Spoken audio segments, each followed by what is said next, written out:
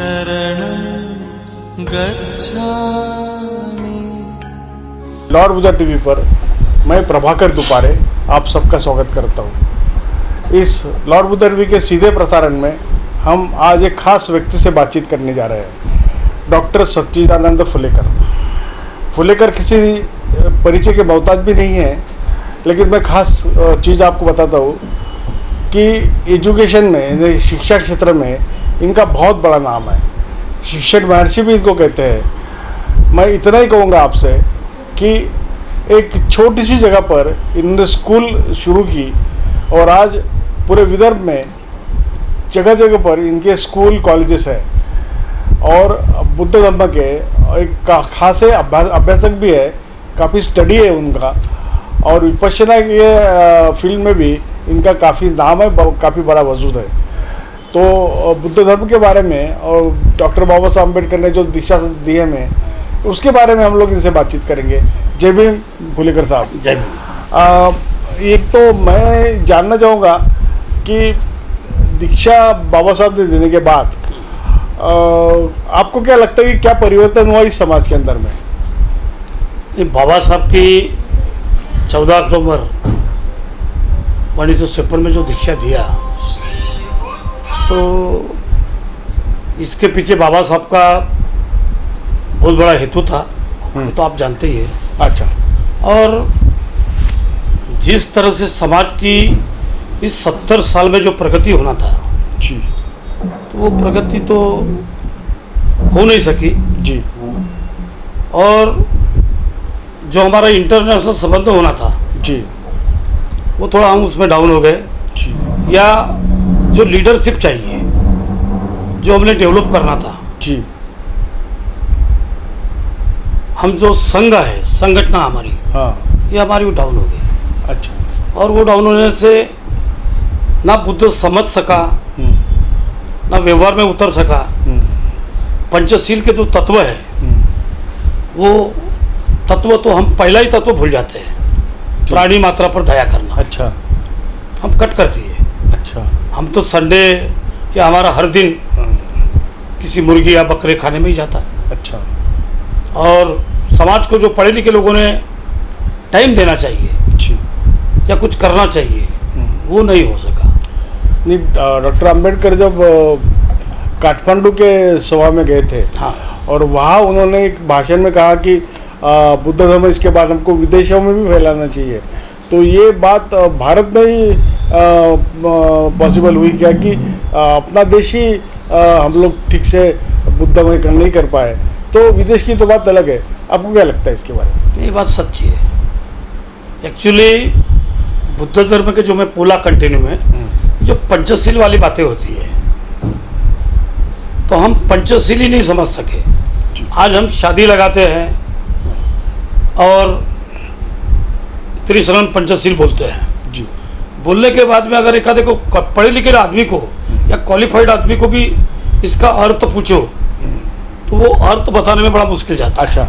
वो पाली भाषा के अंदर जो बोलते हैं वो उन्हीं को समझता है। उन्हीं को समझता है। हाँ। अच्छा, अगर तुम विधिवत कार्यक्रम ले रहे हो, हाँ।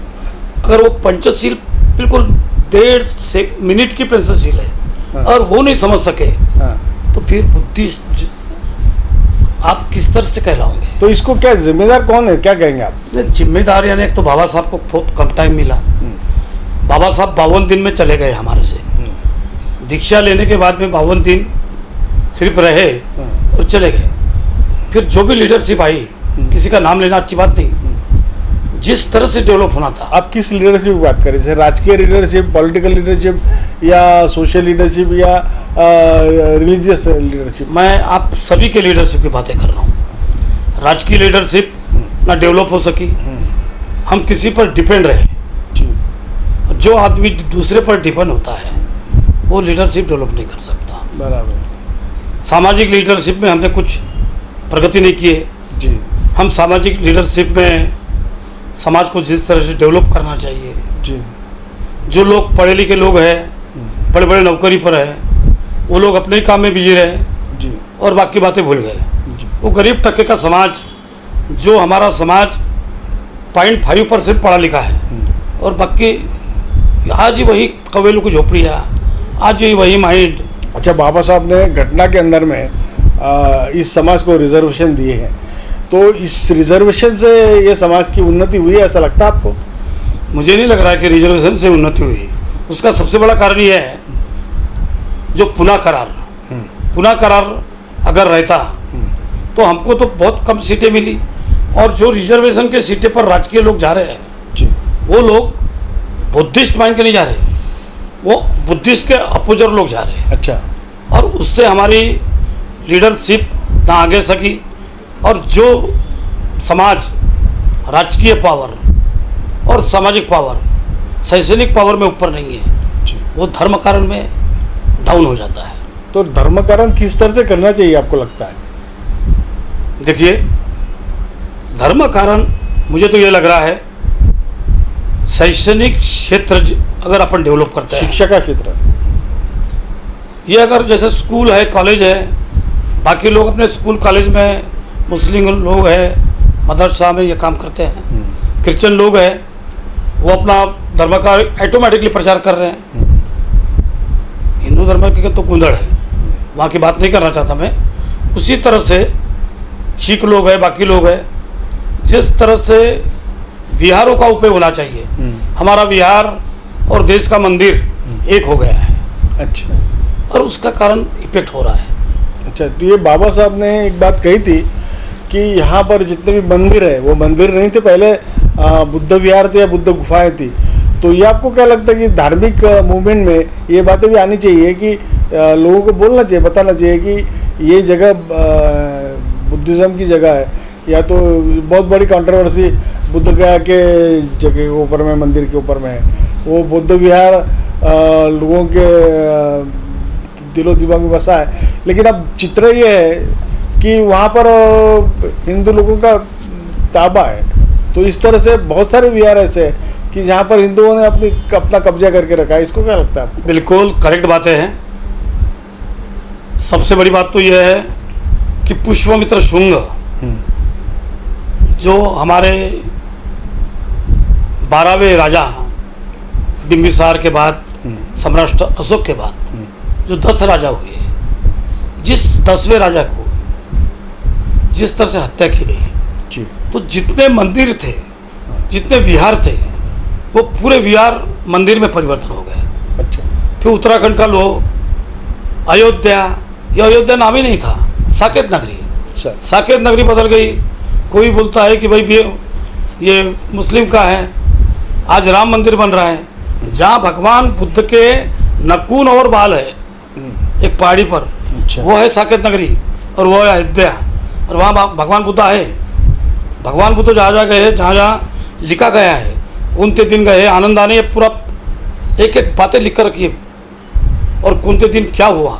तो उत्तराखंड के मंदिर लो, हिमाचल के मंदिर लो, विहार लो, पंढरपुर का विठल का मंदिर लो, काला भास्कर सीधा विठल बना दिए। तो ये जो बातें हैं, इस पर हमारा जस्टिस जो है। आप शिक्षा क्षेत्र में बहुत बड़े ऊंचे मकाम पर है, हाँ, आपका एक वजूद है एक शिक्षा क्षेत्र में, आपको शिक्षण महर्षि भी कहा जाता है। तो क्या आपको लगता है कि बुद्धिज़्म जो है वो शिक्षा के क्षेत्र में पाठ्यक्रम में भी आना चाहिए? बिल्कुल, मैं खुद बता रहा हूँ, मैं मेरे जितने भी आज मेरे 50 के ऊपर में ब्रांचेस है, मैं मेरे हाई स्कूल से लेकर हर जगह विपස්සना देता हूँ।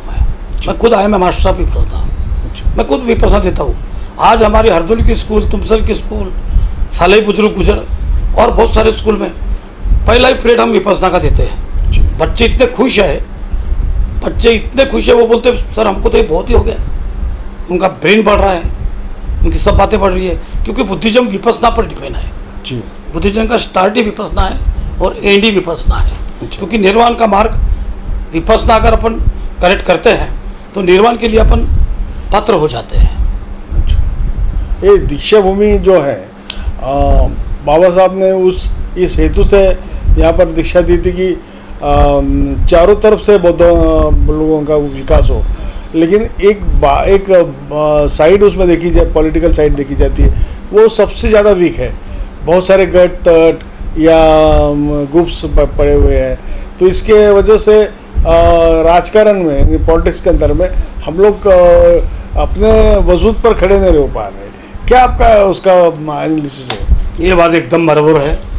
जिस दिन से बाबा साहब गए, दूसरे इस साल हमने महाराष्ट्र का मंत्री रहे, सेंटर का मिनिस्टर रहे, वो हमारे तत्वों में आता ही नहीं। जिसको बुद्ध के बारे में बिल्कुल इंटरेस्ट नहीं है, ना अभ्यास है, उसको हम उसका चेयरमैन बनाते हैं, फिर हम जाहिर करते हैं, हम उसके तरफ में हैंडीक्राफ्ट करके हाथ फैलाते हैं। और जिस दिन स्वाभिमान घमाए हमने और हमने हाथ फैलाए और उन्होंने कुछ दिए, तो वहाँ बुद्धिज्म खत्म हो जाता है। अच्छा, बुद्धिज्म स्वाभिमान पर डिपेंड है, तत्व पर डिपेंड है, प्रज्ञा पर डिपेंड है, शील पर डिपेंड है, करुणा पर डिपेंड है और मैत्री पर डिपेंड है। तो ये बातें हो ही नहीं रही है। जो भी देखो, आज 70 साल हो गए, उसके ज़्यादा जो तो मांगता है।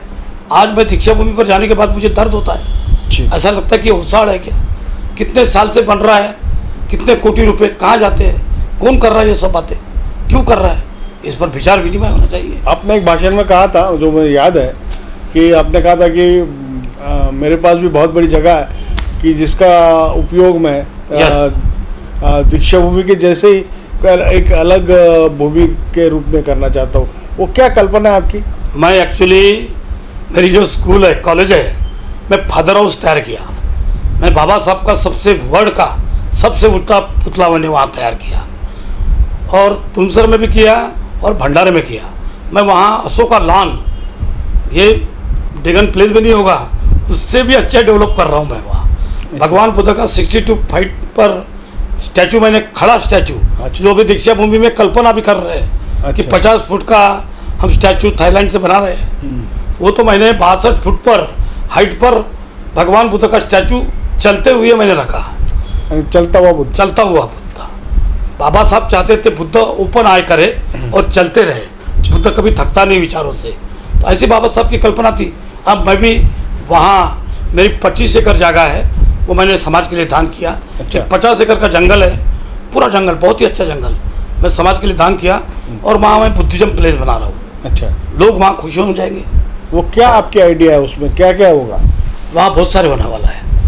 वहाँ कॉलेजेस, देखो, विहार बोले यानी नालंदा, तक्षशिला, ये विहार है। जो 21 विहार सम्राट अशोक ने बनाए उस समय पर, जो विद्यापीठ बनाई, दुनिया की सबसे बड़ी पहली विद्यापीठ तक्षशिला, जो हमारे पाकिस्तान में गई, हमारा देश अलग होने से।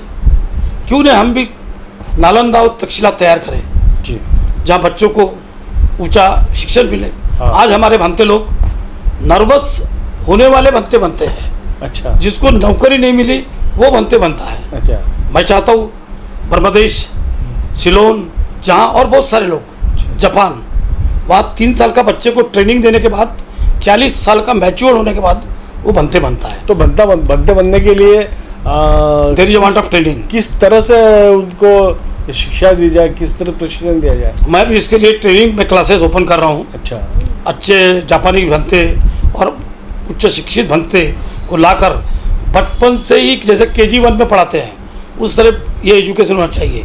यानी शिक्षण क्षेत्र में पढ़ाई के साथ में बनने वाले भी स्कीम होना चाहिए। आज तो परित्राण पाठ यानी कि सब कुछ समझ लेते हैं लोग, नहीं, इसके आगे जाना ही नहीं जाता। परित्राण पाठ तो ऐसा हो गया जैसे एक विहार में, एक मंदिर में जो आदमी नारियल फोड़ रहा है, ये हो गया परित्राण पाठ कि ये रखो, एप्पल रखो, या वो भंते जी की 5,000, 2,000, 500 रुपये ये लेने की इच्छा होती है। फिर ये परित्राण पाठ नहीं है, ये पूजा पाठ हो गई है। पूजा पाठ, तो ये पूजा पाठ होने से बहुत बड़ा नुकसान हो रहा है। हम बुद्ध को नष्ट कर रहे हैं, हमारे देश से नष्ट कर रहे हैं। इसी तरह से काफ़ी तत्व जो बुद्ध के है उसके खिलाफ लोग काम कर रहे हैं, ऐसा नहीं लगता आपको? मुझे ऐसा लग रहा है।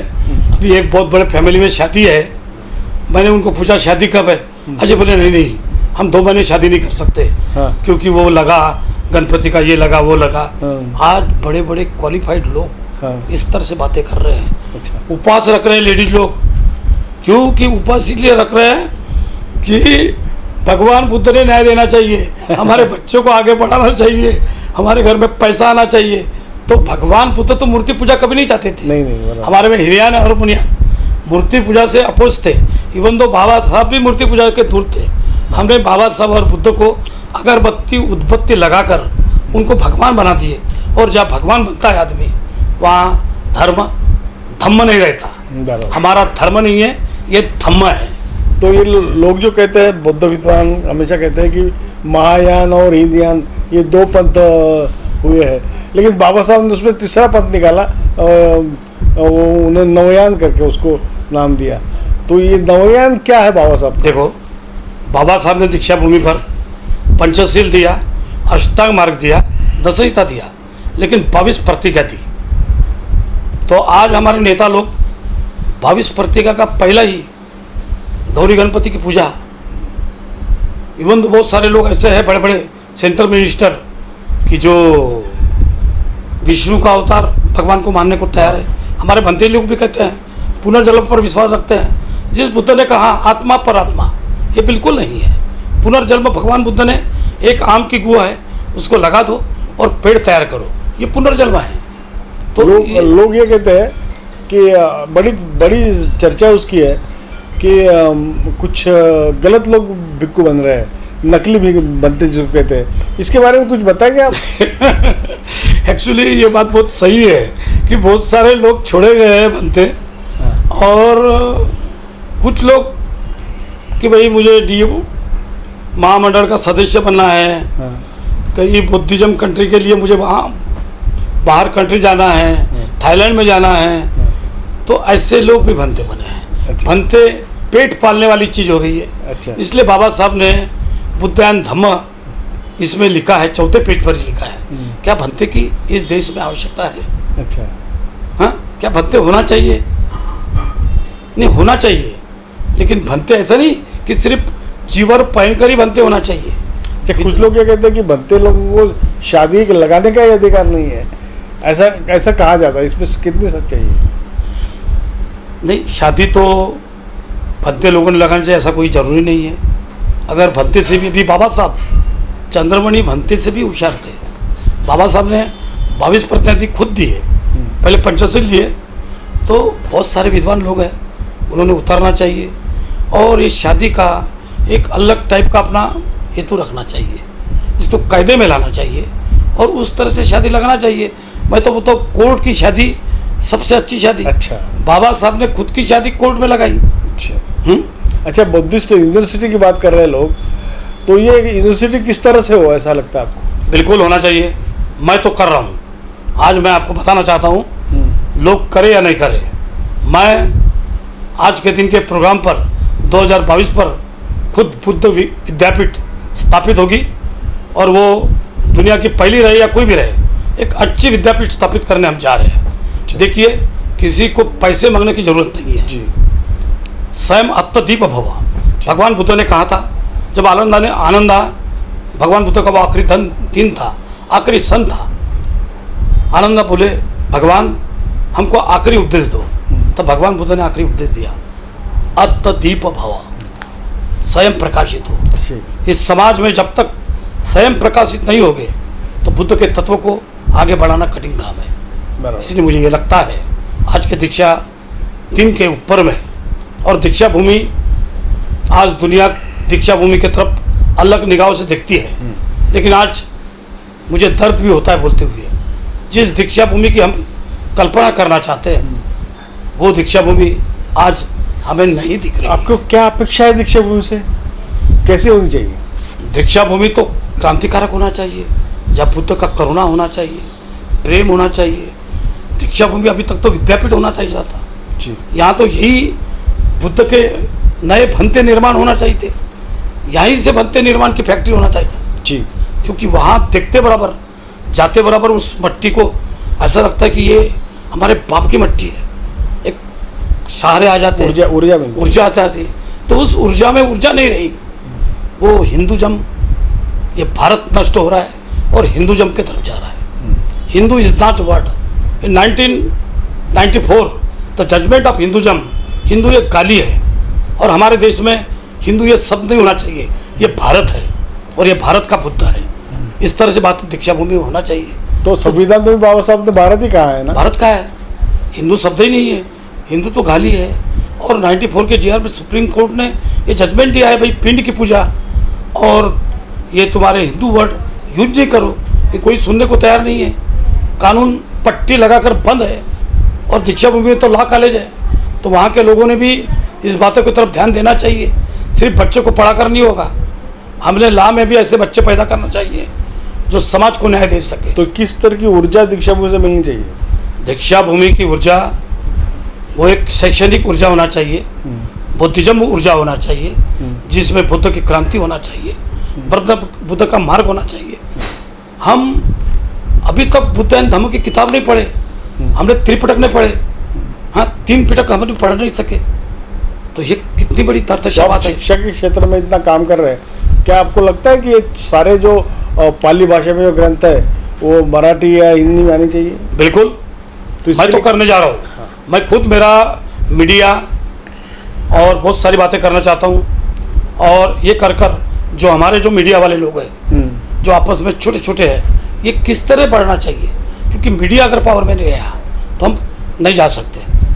इसलिए मैं चाहता हूँ जैसे लॉर्ड बुद्ध चैनल हो और बाकी चैनल हो, क्योंकि कंपटीशन जब तक होगा नहीं तब तक इम्प्रूवमेंट नहीं होगा। अभी मैं शिक्षा क्षेत्र में एक छोटा सा गरीब आदमी, झोपड़पट्टी में रहने वाला, आज माइनॉरिटी का देश का सबसे बड़ी शिक्षण संस्था उभार सकूं और किया हूँ। दीक्षा भूमि सिर्फ नागपुर की दीक्षा भूमि 8 एकड़ की ज़मीन में हुई। मेरे समान एक गरीब बाप के बेटे के पास में 150 एकड़ से भी ज़्यादा ज़मीन है। मैं चाहता हूँ दीक्षा भूमि वही दीक्षा मानने के बाद 200 एकड़, 500 एकड़, 1000 एकड़ जब रामदेव बाबा को दे सकते हैं छोटे मोटे काम को, तो दीक्षा भूमि के लिए हजारों एकड़ जमीन नागपुर को दो ना। क्यों नहीं देना आप चाहिए? मीडिया की बात कही, तो मीडिया के अंदर में क्या आपको लगता है कि ये आप जो कह रहे हैं ये विचारों का आदान प्रदान बोलो या उसका प्रचार बोलो, ये या बुद्धिज्म की बात करो तो होती है क्या? हाँ, नहीं हो रही है कि लॉर्ड बुद्ध चैनल इसके पहले बहुत डेवलप हुआ, कुछ उनको संकट आया। देखो संकट क्यों आता है, क्योंकि हमारे तरफ बहुत घृणा से देखा जाता है, तो आपत्ति लाने वाले भी नजक के लोग रहते हैं, और तो वो उन्होंने उठना चाहिए। जब तक गिरेगा नहीं तब तक आगे बढ़ेगा नहीं, और गिरने वाली बात को डरना भी नहीं, आगे बढ़ते रहो, देखो जरूर सक्सेस होंगे। तो आज ये समाज को कौन से क्षेत्र में आगे बढ़ने की गरज है? देखिए 80 साल के पहले बाबा साहब ने कहा था सुशिक्षित हो, संगठित हो और संघर्ष कर दो। मैं तो बोलता हूँ ये कैसेट बंद कर दो, अभी मालिक बनो, और फिर धर्म कारण और राजकारण हाथ में पकड़ो। अच्छा। जब तक मालिक नहीं बनेंगे तो धर्म कारण और राजकारण हाथ में नहीं आएगा। तो ये किस तरह से बने, क्योंकि ये तो समाज बहुत अभी भी बहुत पिछड़ा हुआ है, आर्थिक दृष्टि बहुत ही पिछड़ा हुआ है। नहीं, आर्थिक दृष्टि पिछड़ा हुआ है, लेकिन हमारे बहुत सारे पढ़े लिखे लोग आज करोड़ों में जा रहे हैं। हमारा समाज, हमारे इसमें बौद्ध लोग IAS है, IPS है, कहीं बड़े पोस्ट पर है, लेकिन उन्होंने अपनी प्रॉपर्टी, गवर्नमेंट की प्रॉपर्टी जहाँ भी कुछ किए होंगे वो छुपा के रखे हैं। उन्होंने आना चाहिए। अच्छा। स्कूल का क्षेत्र बढ़ाना चाहिए, विद्यापीठ का क्षेत्र बढ़ाना चाहिए, धार्मिक क्षेत्र पढ़े लिखे ने हाथ में लेना चाहिए, राजकारण मजबूत होना चाहिए, एक मजबूत राजकारण। आज कितनी बड़ी, पहले यहाँ नागपुर से बैरिस्टर राजा भाऊ खोबरागड़े, कई लोग आमदार पौनी से आते थे, भंडारे से चुन के आते थे, आज कोई नहीं। राजकारण, शुद्ध राजकारण चाहिए। आप पुलिकर साहब, एक सवाल ऐसा है, आप अगर शिक्षा क्षेत्र में नहीं आते, मान लो आप शिक्षा क्षेत्र में नहीं आते, तो आप क्या बनते, क्या होना चाहते? मैं शिक्षा क्षेत्र में नहीं आते तो नहीं आता, हाँ। तो मैं राजकारण में बहुत बड़ी सीट लेता। आज भी मैं राजकारण में हूँ, 8 बार तुमसर नगर पालिका का कंटिन्यू चुन के आ रहा हूँ, मेरी मिसेज में, और कई बार आमदार की लड़ा, कई बार खासदार की लड़ा, लेकिन मैं नीले झंडे के सिवाय एक बार गलती हुई थी, दूसरे पक्ष में नहीं गया। अच्छा। राजकारण मजबूती से देखो, आज गिरोगे। अब्राहम लिंकन 14 बार गिरा था, 1 बार राष्ट्रपति बना। बाबा साहब कभी जीते नहीं, लेकिन बाबा साहब बने। जो जीते उसका नाम भी नहीं मालूम है लोगों को, अच्छा। भूल गए लोग उन लोगों को। भंडारा में बाबा साहब ने अपनी हार मान ली थी।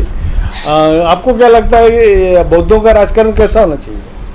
देखो, बाबा साहब अगर चाहते तो वो घटना में एक एक्ट लिख सकते थे कि भाई लोकसभा का जिसने घटना लिखा वो आजीवन मरते तक के उसका सभासद रहेगा।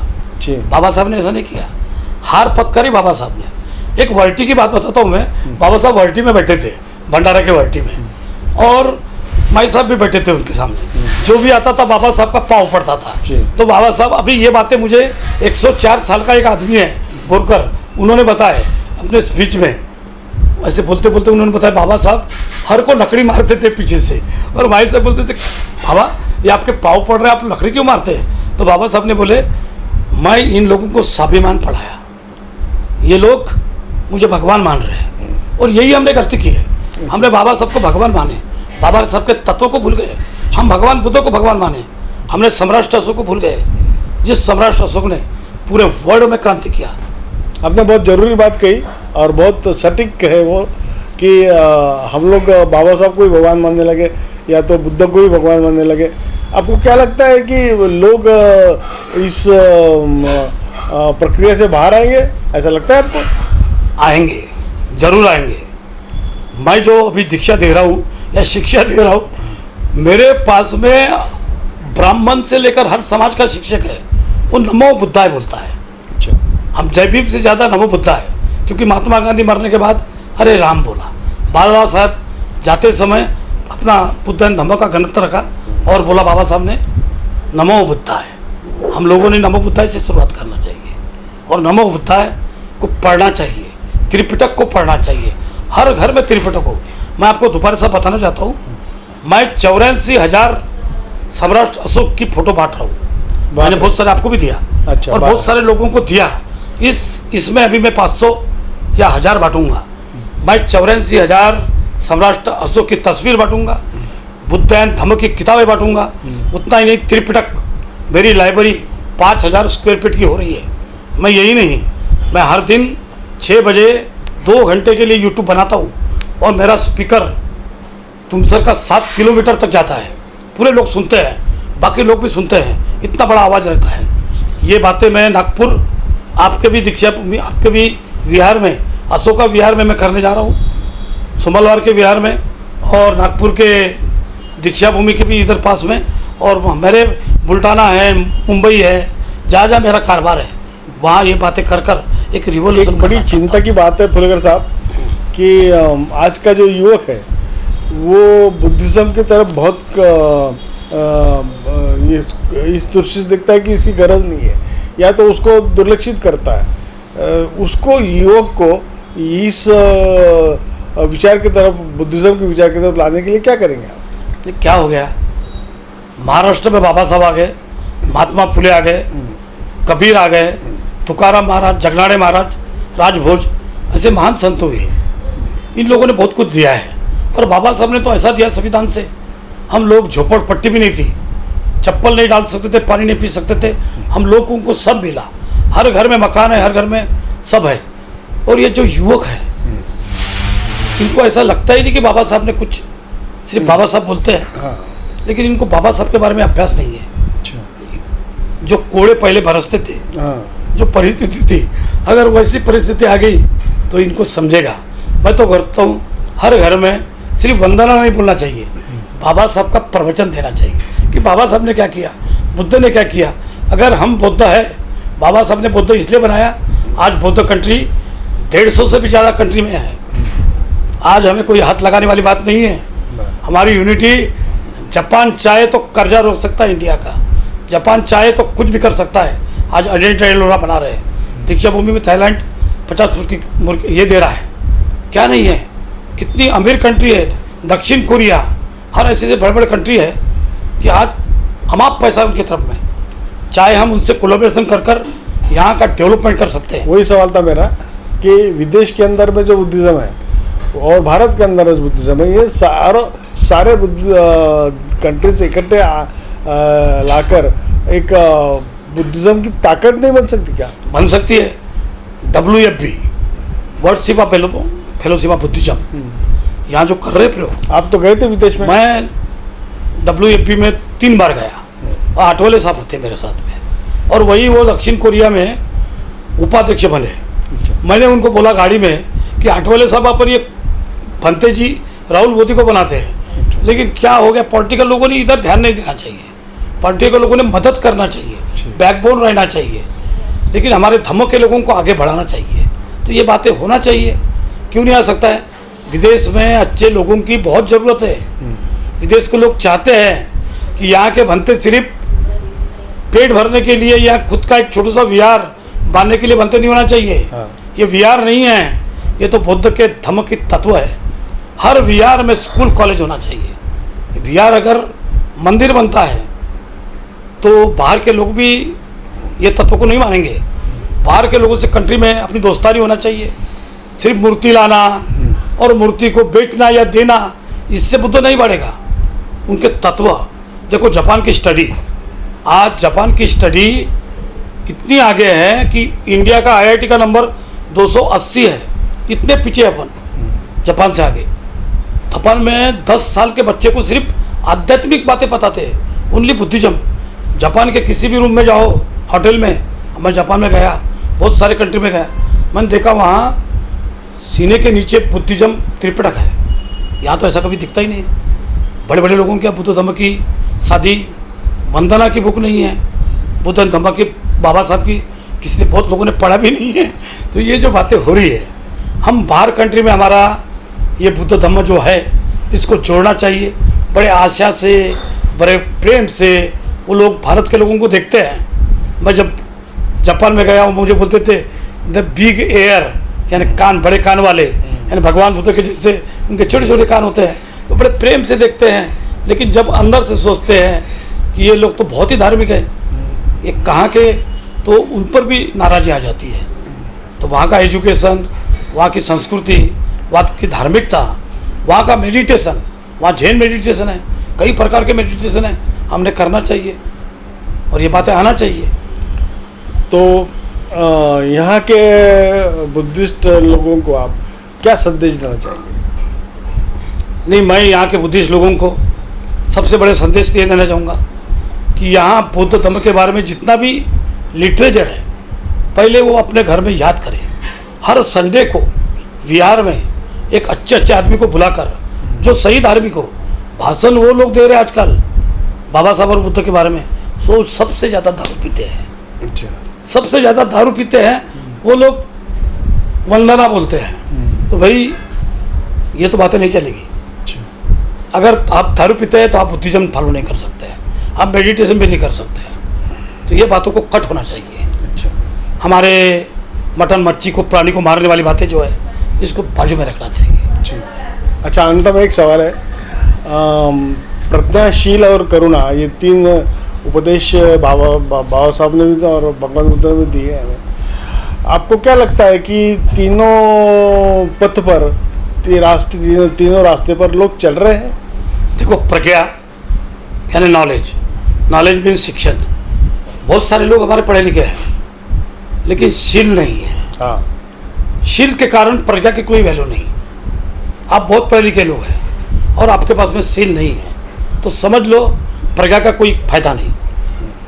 प्रज्ञा और शील है तो करुणा जरूर आएगी, और प्रज्ञा और शील और करुणा जहाँ है वहाँ मैत्री आएगी, और जहाँ मैत्री आएगी वहाँ बुद्धिज्म आ गया। धन्यवाद। तो दर्शकों, ये थे डॉक्टर सच्चिदानंद फुलेकर। काफ़ी दिल से इन्होंने बात कही और बुद्धिज़्म के काफ़ी पहलू इन्होंने अपने सामने रखे। मुझे लगता है कि हमारे देश में बुद्धिज़्म को ज़्यादा से ज़्यादा फैलाने के लिए या तो उसका प्रचार करने के लिए ये बातें काफ़ी उपयुक्त है। और ऐसा लगता है कि फुलेकर साहब के जैसे लोग बुद्धिज़्म में और भी आए और लोगों को जागरूक करे। जो चीज़ें अच्छी है उसे स्वीकारे, जो बुरी है उसे छोड़ दे। बुद्धिज़्म का यही तत्व है कि सबको समता की दृष्टि से देखे, सबको प्रज्ञा की दृष्टि से देखे, सबको समानता की दृष्टि से देखे। तो मित्रों, इस बातचीत को अब यही विराम देते हैं और फिर कभी दूसरे हमारे अतिथियों से मिलेंगे। तब तक के लिए जय भीम, नमो बुद्धाय। बुद्धं शरणं गच्छामि।